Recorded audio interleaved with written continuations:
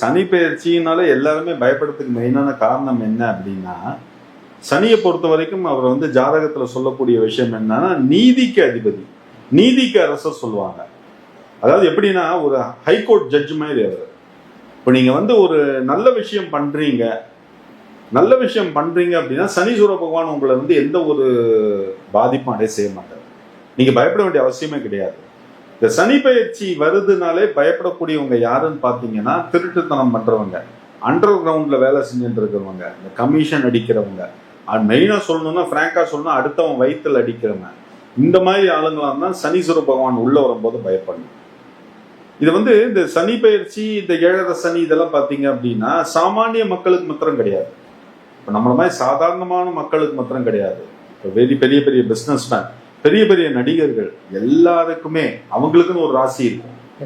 அந்த ராசிக்கு தான் சனி பயிற்சி ஆறாரு.